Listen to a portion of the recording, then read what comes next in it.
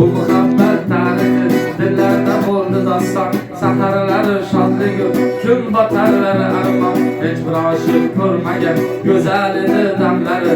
Mani ado ayladi bugün sevgi g'amlari, bugün sevgi g'amlari. Armon bo'ldi solgan damlara, yurakni bitirdi g'amlara, alamlara. Armon bo'ldi solgan damlara, yurakni bitirdi g'amlara, alamlara, alamlara.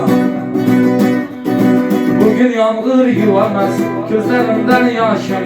Sizgina boy berdim güzel qarindoshim. Ey dünya yolg'on dünya, bizda qasding bormidi? Hammaga keng quchoqing bizga kelsa bormidi? Bizga kelsa bormidi? Armon bo'ldi solgan damlara, yurakni bitirdi g'amlara, alamlara.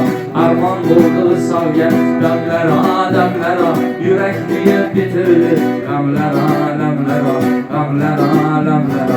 Go'zal edi yorijon, ko'zlari xumor, havosi yo'q bir zarra, uni ayladi bemor. Ko'zlarimga termulib, gulim ko'zi yumildi, tuproqlarga emas u yuragimga ko'mildi, yuragimga ko'mildi. Armon bo'ldi solgan damlara, yurakni bitirdi g'amlara, alamlara. Armon bo'ldi solgan damlara, yurakni bitirdi g'amlara, alamlara.